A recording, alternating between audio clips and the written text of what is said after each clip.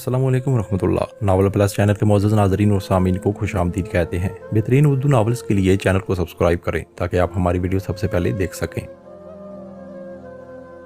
बस ठीक है, ये कहकर मैं एक झटके से उठ गया और कैबिन के दरवाजे की जानिब मुड़ा ही था कि उसने कहा, बड़े भाई मैं भी तुम्हारे साथ चलता हूँ। नहीं, इसकी कोई ज़रूरत नहीं, मैंने एक रख्त लहजे में कहा और होटल से बाहर निकल आया। 2 मिनट की मसाफत के बाद ही मुझे एक खाली टैक्सी मिल गई। उस वक्त रात के 8 बजे थे, लेकिन स्ट्रीट लाइट ना होने की वजह से अंधेरा बहुत गहरा लग रहा था। टैक्सी उस अंधेरे का सीना चीरती हुई तेजी से चांदनी चौक की जानब भागी जा रही थी। मैं पिछली सीट पर बैठा हुआ अपने इन गद्दार साथियों के बारे में सोच रहा था जो मेरे जेल जाते ही मेरे अजली दुश्मन बच्चा खान से जा मिले थे। उनके साथ साथ मुझे हाशिम का भी ख्याल आ जाता था, जो उस वक्त गुलाब होटल में बैठा दिल में ये सोच रहा होगा कि आज के बाद हुस्ना को कोई नहीं देख सकेगा। टैक्सी एक झटके से रुकी तो मेरे ख्यालात का सिलसिला किसी कच्चे धागे की तरह टूट गया। मैंने टैक्सी का किराया अदा किया और वहशतनाक अंधेरे में कब्रिस्तान को घूरने लगा। सड़क की दूसरी जानब कब्रिस्तान के सामने वो गली मुझे नज़र आ गई थी, जिसे पार करने के बाद मुझे अपनी मंजिल पर पहुंचना था। सड़क पार करने के बाद जब मैंने उस गली में कदम रखा तो मुझे लगा कि मैं किसी अंधेरे गार में आ गया हूँ। यहाँ हर तरफ मरे हुए जानवरों की हड्डियाँ बिखरी थी। सर्दी में कदर शिद्दत आ गई थी। मैंने अपनी पतलून की जेबों में हाथ डाले अपनी चाल तेज़ कर दी। मेरी समझ में नहीं आ रहा था कि हुस्ना जो 3-4 बरस पहले पोश इलाके के एक शानदार फ्लैट में रहती थी और जो दिन में 3 बार लिबास तब्दील करती थी, उसने इस बदबूदार मोहल्ले में रहना क्यों पसंद किया। क्या वो कंगाल हो गई है? क्या उसने पुराना धंधा छोड़ दिया है? क्या उसने शादी कर ली है? ये सारे सवालात एक एक करके मेरे जहन में उठते जा रहे थे, लेकिन इन सवालों के जवाबात तो मुझे हुस्ना ही देख सकती थी। मैं अब गली का सफ़र तय करके उसके दूसरे सिरे पर खड़ा था। हाशिम का बताया हुआ पता इतना आसान था कि मुझे यहाँ पहुँचने में ज़रा भर दुश्वारी का सामना नहीं करना पड़ा था।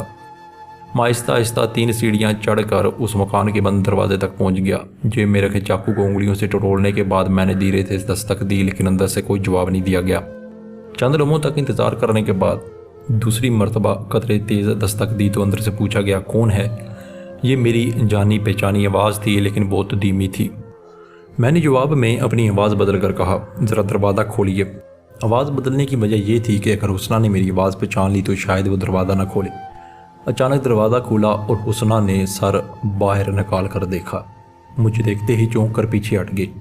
यूँ लग रहा था जैसे उसने मेरे बजाय फरिश्ता अजल को देख लिया हो। तो तुम? आवाज़ उसके हलक में गोली की तरह अटकने लगी। हाँ, मैंने पुकारते हुए सर हिलाया। शायद तुम्हें तवक्को नहीं होगी कि मेरे आने की, लेकिन मैं आए बगैर भी नहीं रह सकता था। मगर तुम्हें इतनी हैरत क्यों हो रही है? लगता है तुम्हें मेरे आने की कोई खुशी नहीं हुई। नहीं नहीं, वो रुक कर बोली, ऐसी कोई बात नहीं। तुम जेल से कब आए? अगर पहले ही आ जाता तो शायद तुम्हें इतना इंतज़ार ना करना पड़ता। मैंने कमरे में दाखिल होते हुए कहा, यह फ़राक और इंतज़ार के दिन बड़े कठिन और अज़ियतनाक होते हैं। तुमसे मिलने के लिए मैंने दिन किस कर्ब में गुजारे हैं ये मेरा दिल जानता है, और शायद तुम भी माही बे आप की तरह तड़पती रही होगी। मैं तो बहुत बीमार हूँ, वो मध्यम सी आवाज़ में बोली। फिर तवक्कुफ़ करके उसने एक पुरानी कुर्सी की जानब इशारा किया। बैठो ना, खड़े क्यों हो? हुस्ना, तुम्हारे मुझ पर बड़े एहसानात हैं, मैंने कुर्सी पर बैठते हुए कहा, और फिर यख्त लख्त मेरा लहजा सख्त हो गया। और आज मैं अपने कंधों से तुम्हारे एहसानों का बोझ उतारने आया हूँ। मुझे मालूम है मेरे बारे में तुम्हें कुछ गलत फहमियाँ हैं, मगर खूब, बहुत खूब। मैं उसकी बात काट कर ज़ोर से हंसा। गलत फहमी तो तुम्हें हो रही है क्योंकि इस वक्त तुम्हारे सामने कोई बेवकूफ़ शख्स नहीं, मैं बैठा हूँ। मैं जानती हूँ। उसने ये कहकर अपना सर उस तरफ झुका लिया जैसे उसके पास मेरी बात का कोई जवाब ना हो। मैं थोड़ी देर तक कमरे की स्याह दीवारों को देखता रहा, जिन पर जगह जगह से प्लास्टर उखड़ा हुआ था। कमरे के कोने में चारपाई पड़ी थी, उसके करीब ही फर्श पर कुछ मैले कपड़े मौजूद थे। इसके अलावा एक छोटी सी पुरानी मेज़ और 2 टूटी हुई बदरंग कुर्सियाँ थी। एक लकड़ी की अलमारी भी थी जो दूसरे कोने में रखी हुई थी। उसके साथ ही लकड़ी के एक बड़े से तख्ते का पार्टीशन था, जिसके पीछे मिट्टी के तेल का चूल्हा और कुछ बर्तन, प्लास्टिक के टुकड़े भी रखे हुए थे। कमरे का जायज़ा लेने के बाद मेरी निगाहें एक बार फिर उसके चेहरे पर जम गई। कमरे की छत से लटके हुए बल्ब की जर्द रोशनी में उसका चेहरा मज़ीद जर्द लग रहा था। उस वक्त वो वाकई बीमार लग रही थी। उसकी काली बड़ी बड़ी आंखें अंदर को धंस गई थीं और ताज़ा गुलाब की पंखड़ियों जैसे होंठ जो कभी देखने वालों को पागल बना देते थे, उस वक्त सूख कर स्याह हो गए थे। उसके खूबसूरत गालों में भी अब वो चमक दमक नहीं रही थी। उसका हर वक्त मेकअप से सजा रहने वाला चेहरा इस वक्त बहुत ही कमलाया हुआ लग रहा था। फटे हुए मैले शलवार सूट में मलबूस वो मेरे सामने बैठी थी, जिसे देखकर मुझे यकीन ही नहीं आ रहा था कि ये वही हुस्ना है जो हर वक्त शौक और भड़कीले लिबास में मलबूस होकर लोगों की तवज्जो अपनी जानब मबजूल करा लेती थी। कि वो बार बार उसे पलट कर देखने पर मजबूर हो जाते थे। मेरी हालत बहुत ख़राब है, मैं बहुत बीमार हूँ। थोड़ी देर की खामोशी के बाद उसने सर उठाकर कहा, क्या हुआ है तुम्हें, क्या बीमारी है? मैंने उससे इस तरह से पूछा जैसे मुझे उसकी बीमारी से कोई दिलचस्पी ना हो। और वैसे भी मैं उस वक्त यहाँ उसकी मिजाज पुरसी के लिए नहीं आया था। मैं तो उसे उसकी बीमारी से नहीं बल्कि उसे उसकी ज़िंदगी से निजात दिलाने आया था।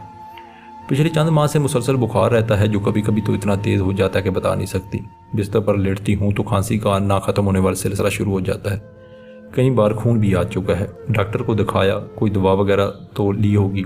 ना चाहते हुए भी मैंने पूछा, डॉक्टरों की फ़ीस और दवाएं कहाँ से लेती हूँ?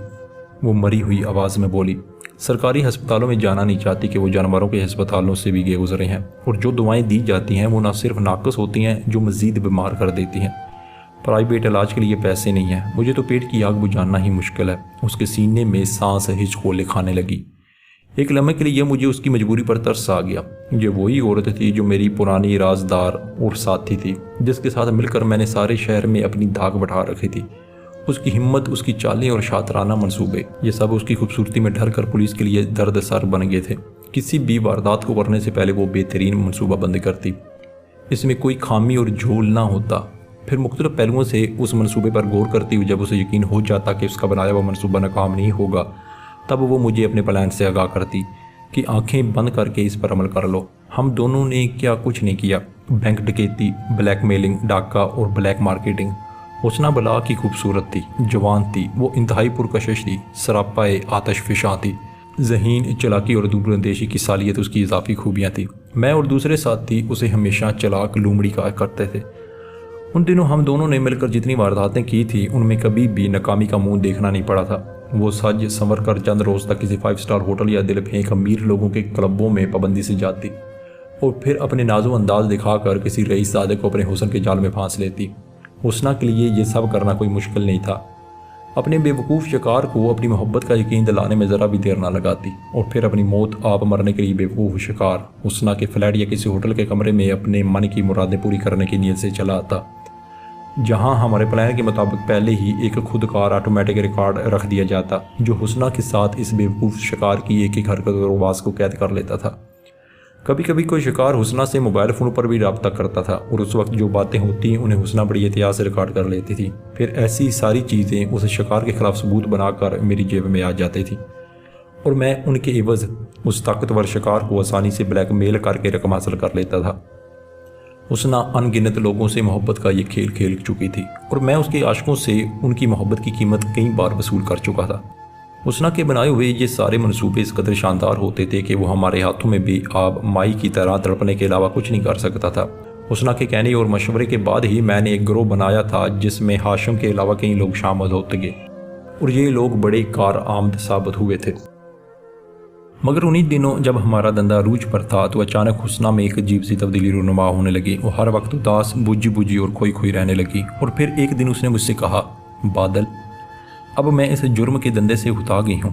अब मैं परसाई की ज़िंदगी गुजारना चाहती हूँ। मैं चाहती हूँ कि हम दोनों मिलकर एक खुशगवार अज़दवाजी ज़िंदगी गुजारें। ये सारे धंधे छोड़कर कहीं दूर सुख चैन से ज़िंदगी बसर करें। अचानक हुस्ना ने गंभीर लहजे में कुछ कहा तो मैं माजी की यादों से निकल आया। मैंने देखा कि उसके चेहरे पर उलझन और परेशानी के अरसार और गहरे हो गए थे, और मैं चंद सातों तक उसकी तरफ देखता रहा और फिर कहा, हमारे धंधे का अंजाम एक दिन यही होना था। यूं भी कभी हालात एक से नहीं रहते, ये तो मैं भी जानती थी। हुस्ना ने एक गहरा सांस लिया। लेकिन मैं ये नहीं जानती थी कि मैं इतनी जल्दी टूट जाऊंगी, और तुम्हारे जेल जाने के बाद तो मैं बिल्कुल अकेली हो गई थी। हुस्ना, तुम मेरी दरीना दोस्त हो। मैंने अपने अंदर के गुस्से को दबाते हुए हमदर्दाना लहजे में कहा, हम दोनों गम और खुशी में बराबर के शरीक रहे हैं, इसलिए सोच रहा हूँ कि तुम्हें तकलीफ़ में कैसे छोड़ दूँ।